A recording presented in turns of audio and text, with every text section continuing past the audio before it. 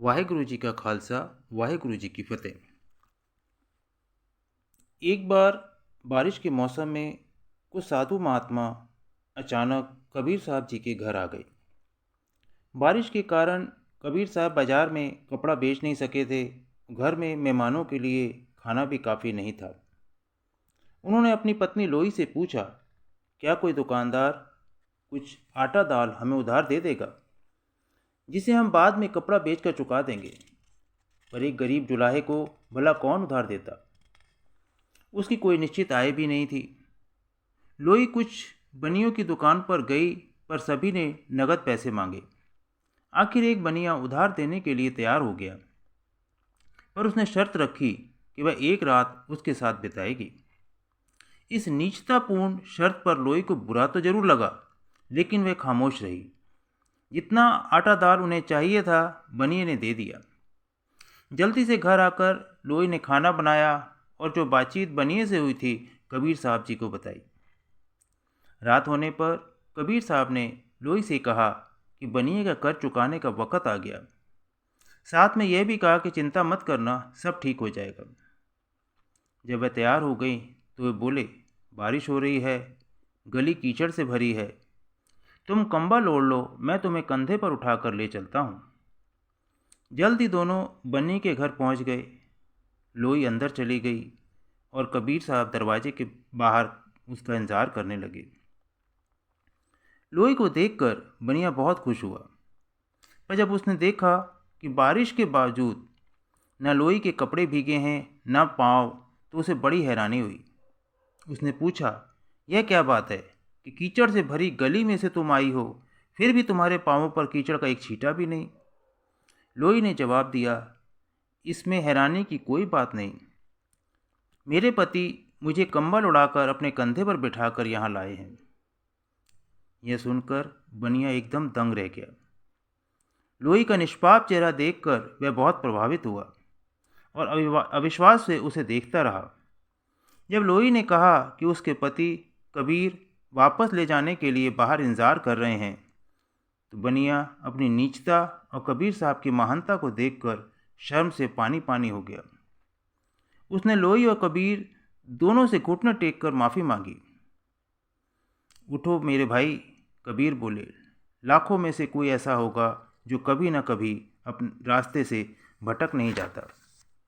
कबीर और उनकी पत्नी अपने घर लौट आए। बनिया देर रात तक कोने में बैठा बीती हुई घटना के बारे में सोचता रहा। अंत में इस नतीजे पर पहुंचा कि अपनाने के लिए संसार में एक ही मार्ग है, वह है परमार्थ का मार्ग। सुबह कबीर साहब को ढूंढता हुआ वह उनके घर पहुंचा। समय बीतने पर उनके प्रेमी शिष्यों में गिना जाने लगा। तो भटके हुए जीवों को सही रास्ते पर लाने के लिए संतों के अपने ही तरीके होते हैं। ऐसे ही एक और किस्सा आता है कि शहजादा बुखारा, जिनको परमार्थ का शौक था, वह फकीरों की तलाश में रहने लगा। उसकी सेज 1.25 मन फूलों से तैयार होती थी। एक दिन अपने 2 मंजिले मकान के ऊपर देखा कि 2 आदमी घूम रहे हैं। पूछा, भाई कौन हो? उन्होंने कहा, हम सारबान हैं। कैसे आए? कहने लगे, हमारा ऊँट खो गया। तब शहजादे ने कहा, कभी ऊँट महलों में आते हैं? जवाब मिला, कभी परमात्मा भी 1.25 मन फूलों की सेज पर मिलता है। इतना सुनते ही विचार पलट गए। अपने मुल्क के फकीरों के पीछे परमात्मा की तलाश में फिरने लगा, लेकिन तसल्ली ना हुई। हिंदुस्तान में आया, बहुत ढूंढा, लेकिन तसल्ली ना हुई। आखिर वह काशी में कबीर साहब के पास पहुंचा। कबीर साहब के आगे अर्ज की कि मुझे शागिर्द बना लें। कबीर साहब ने कहा कि तू बादशाह है, मैं एक गरीब जुलाहा, तेरा मेरा गुजारा कैसे? अर्ज की कि बादशाह बनकर तेरे द्वार पर नहीं आया हूँ, एक गरीब मंगता बनकर आया हूँ, खुदा के लिए मुझे बख्श लो। खैर, औरतें नर्म दिल होती हैं। माता लोई ने, जो कि कबीर साहब की पत्नी थी, सिफारिश की तो उसे रख लिया। अब जुलाहों के घर पर क्या काम होता है? नलियां बटना, ताना तानना, 6 साल गुजर गए। माता लोई ने एक दिन कबीर साहब से अर्ज की कि ये बादशाह और हम गरीब जुलाहे, जो हम खाते हैं वही ये खाकर चुप रहता है, इसको कुछ दो। कबीर साहब ने कहा कि अभी इसका हृदय निर्मल नहीं हुआ। माता लोई ने कहा, जी इसकी क्या परख है, रूखी सूखी खाकर ये हमारी सेवा करता है, हुक्म से इनकार नहीं करता, उसका हृदय कैसे निर्मल नहीं। कबीर साहब कहने लगे, अच्छा ऐसा करो, घर का कूड़ा करकट लेकर कोठे पर चढ़ जाओ, मैं इसको बाहर भेजता हूँ, जब ये जाने लगे तो इसके सिर पर डाल देना और पीछे हट जाना, कान लगा कर सुनना ये क्या कहता है। जब माता लोई ऊपर गई तो कबीर साहब ने कहा, बेटा मैं कुछ बाहर भूल गया हूँ, उसे अंदर ले आओ। जब वह बाहर जाने लगा तो माता लोई ने कूड़े करकट का टोकरा सिर पर डाल दिया। आप पीछे हटकर सुनने लगी। वह बोला, सख्त अफसोस, अगर बुखारा होता तो जो करता सो करता। माता लोई ने आकर कबीर साहब को बताया कि जी वो ऐसा कहता था। कबीर साहब ने कहा, मैंने जो तुझसे कहा था कि अभी हृदय साफ नहीं हुआ है, नाम देने के काबिल नहीं है। 6 साल और बीत गए। एक दिन कबीर साहब ने कहा कि अब बर्तन तैयार है। माता लोई ने कहा कि जी मैं तो कुछ फर्क नहीं देखती, जैसे आगे था वैसे ही अब है। कबीर साहब के घर साधु महात्मा आते रहते थे। कई बार ऐसा मौका आता था कि खाने पीने को कुछ नहीं होता था तो चने खाकर सो रहना पड़ता था। माता लोई ने कहा, जिस तरह वह पहले हमारे हुक्म को इनकार नहीं करता था, अब भी उसी तरह है, जो कुछ हम देते हैं खाकर सो रहता है। कबीर साहब ने कहा, अगर तू फर्क देखना चाहती है तो पहले तू घर का कूड़ा करकट लेकर गई थी, अब जा गंदगी पखाना बदबू वाली गली सड़ी चीज़ें इकट्ठी कर ले, जब गली से निकले तो सिर पर डाल देना। माता लोई ने ऐसा ही किया। जब शहजादा बुखारा बाहर निकला तो माता लोई ने वह जो इकट्ठी की हुई गंदगी थी उसके सिर पर डाल दी। शहजादा हंसा, खुश हुआ, उसका मुंह लाल हो गया। वह कहने लगा, शाबाश डालने वाले, तेरा भला हो, यह मन अहंकारी था, इसका यही इलाज था।